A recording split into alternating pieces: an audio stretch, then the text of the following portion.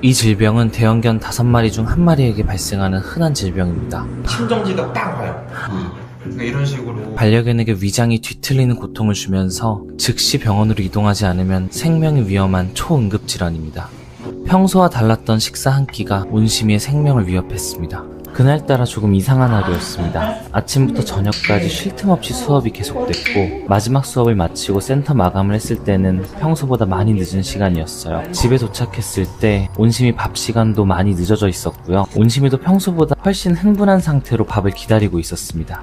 많이 배가 고파 보이는 모습에 그날은 평소처럼 기다려를 하거나 컴다운할 시간을 두지 않고 조금 서둘러서 밥을 줬던 것 같습니다. 그리고 오늘 하루는 좀 더 고생했으니까 밥 한 스푼만 더 먹자 하면서 평소보다 밥도 한 스푼 더 담아줬어요. 그렇게 온심이 밥을 챙겨주고 저는 평소처럼 소파에 앉아서 TV를 보고 있었죠. 그런데요, 밥을 먹고 나온 온심이의 표정이 평소랑은 너무 달랐습니다. 속이 메스꺼운 듯한 표정을 하고 있었고요.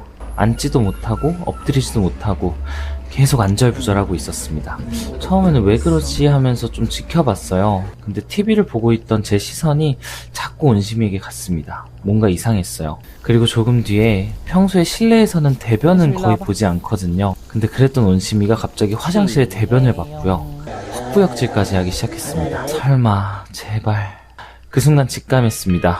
제가 평소에도 위험전에 대해서는 계속 인지하고 있었거든요. 위험전은요, 대형견과 초대형견 100마리 중에 24마리, 즉 24% 확률로 일어날 수 있는 아주 흔한 질병입니다. 특히 온심이처럼 흉곽이 넓거나 깊은 흉곽을 갖고 있는 초대형 견종에게는 발생할 확률이 40%까지 높아지게 되죠. 위험전은 보통 식후에 격한 달리기를 한다거나 옆으로 구르는 동작을 한다거나 했을 때 발생 위험이 높아요.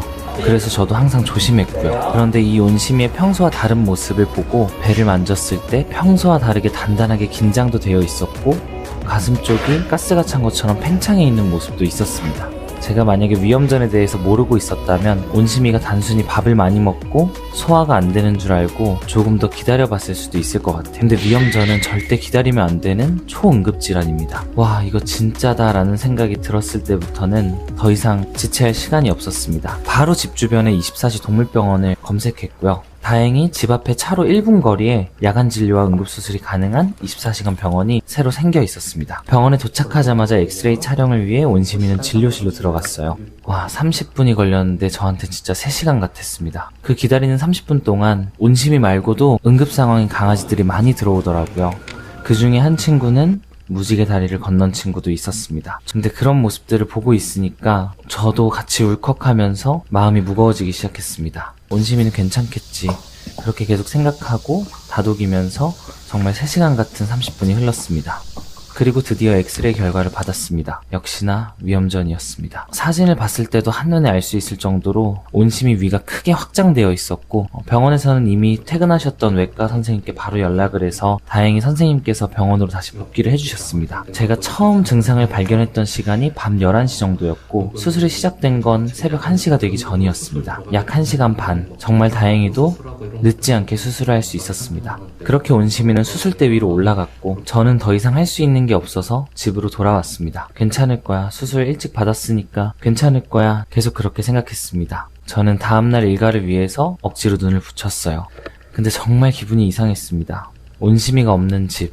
집안은 너무나도 조용했고요. 온심이의 물건이나 집안의 환경은 그대로인데 온심이가 없었습니다. 그런데 그게 그렇게까지 크게 느껴질 줄은 몰랐습니다. 온심이는 원래 숨소리가 좀 거칠거든요.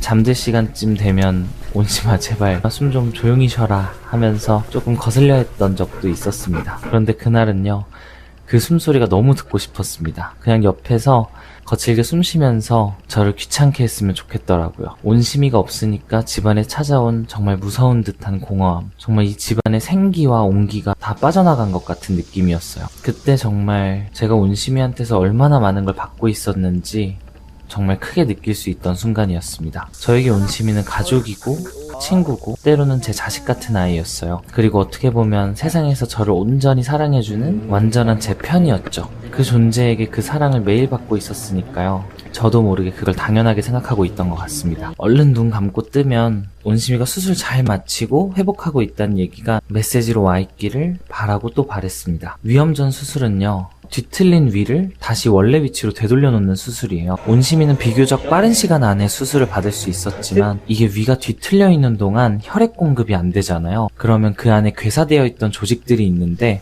위가 제자리를 찾는 순간 그 조직들이 몸으로 퍼져나간다고 합니다. 그때 심하면 쇼크까지 올 수 있다고 해요. 그런데요, 걱정했던 일이 생겼습니다. 풀리면은 죽은 세포들에 있는 칼륨이랑 이온들이 확 나오면서 심정지가 빡 와요. 그러니까 이런 식으로 온심이에게도 쇼크가 왔었습니다. 순간적으로 심장이 멎었다고 합니다. 그 이야기를 듣는 순간 제 심장이 발끝까지 내려갔다가 올라왔습니다. 다행히 온심이는 그 순간까지 잘 버텨줬고요. 수술은 무사히 마무리가 됐다고 합니다. 정말 수의사님과 수의 테크니션 분들께 너무너무 감사합니다. 이제는 그냥 빨리 온심이를 보러 가고 싶었습니다. 그치만 어느 정도 안정될 때까지는 제가 모습을 보이지 않는 게 회복에 더 도움이 될 것 같다고 해서 한 이틀 정도 더 기다렸습니다. 그리고 드디어 온심이를 만나러 갔습니다. 정말 보고 싶었지만 온심이가 흥분할까봐 제 마음을 좀 숨겼어요. 근데 온심이의 흥분은 막을 수가 없었습니다. 저를 보고 너무 기뻤던 나머지 몸을 급하게 움직이다가 이렇게 아파하는 모습을 보였습니다. 배를 크게 가르는 수술이었는데 얼마나 아팠을까요? 제가 괜히 와가지고 더 아프게 한 거 아닌가 하는 마음에 너무 속상하고 울컥했지만 온심이가 더 불안해할 수 있어서 최대한 아무렇지 않은 척 했습니다. 괜찮아, 잘했어, 고생했다 칭찬도 많이 해주고 조금이라도 힘이 될 수 있게 옆에 있어줬어요. 근데 신기하게 제가 온심이를 위로해줘야 되는데 온심이가 저를 빤히 바라보면서 턱을 저에게 이렇게 대어주는데 제가 위로를 받고 있었습니다. 그렇게 아픈 와중에도 온심이는 온전히 제 편에 서서 저에게 힘을 주고 있었습니다. 그렇게 입원을 5일 정도 하고서 온심이가 퇴원했습니다. 이제 우리 진짜 잘 살아보자, 내가 더 잘해줄게 라는 마음으로 한시름을 놓고 있었을 때쯤 또 일이 생겼습니다. 온심이가 소변을 보는데 정말 많은 양의 피가 섞여 나오기 시작한 거예요. 와, 이게 진짜 뭐야. 너무 놀라서 바로 병원에 찾아갔는데 이번엔 원인이 특별히 없는 스트레스로 인한 방광염이라고 했어요. 아무래도 수술을 이겨내는 동안 온심이에게 큰 스트레스가 있었던 것 같아요. 그래서 그 이후로 약도 더 열심히 챙겨주고요. 소변을 보는 횟수도 더 많이 볼 수 있게 해주고 깨끗한 물과 적절한 활동을 해주면서 계속해서 온심이 컨디션을 관찰했습니다. 수의사님께서 정말 친절하게 저를 안심시켜 주셨고 일상 속 케어 방법도 잘 알려주셔서 온심이가 더 잘 나을 수 있었던 것 같아요. 그렇게 온심이가 원래의 온심이로 돌아오기 시작했습니다. 실밥도 풀고 굳어있던 몸도 움직이고 면역력도 회복하면서 다시 건강해졌습니다. 너무 다행이죠. 지금 돌이켜봐도요, 정말 아찔합니다. 이제는 온심이가 밥을 먹고 편하게 잠을 자고 저랑 같이 산책하고 예전엔 너무 당연했던 그 모습들이요, 하나하나 다르게 보이기 시작했습니다. 그리고 이번 일을 겪으면서 알게 된 사실이 또 있는데요, 저는 제가 에너지가 꽤 많은 사람이라고 생각을 했거든요.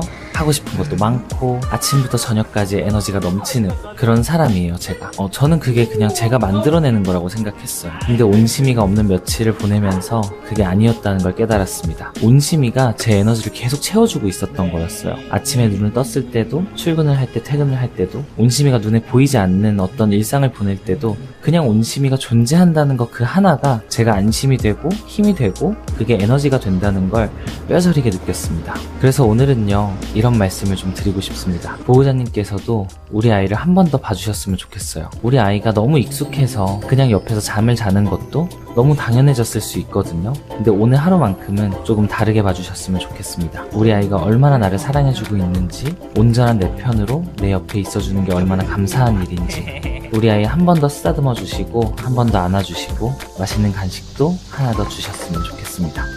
우리가 아이들을 돌봐주는 만큼 어쩌면 아이들도 우리의 마음을 굉장히 많이 돌봐주고 있는 것 같습니다. 제가 이 채널을 통해서 계속 이야기하고 싶은 것도 결국 이런 것 같습니다. 강아지와의 온전한 연결이 우리의 삶에 얼마나 많은 온기를 채워주는지, 그 온기를요, 보호자님들께서 더 많이 느끼셨으면 좋겠습니다. 오늘도 우리 아이들과 함께 할 수 있다는 것에 감사하면서 더 행복하고 더 건강하고 더 오래오래 살아갔으면 좋겠습니다.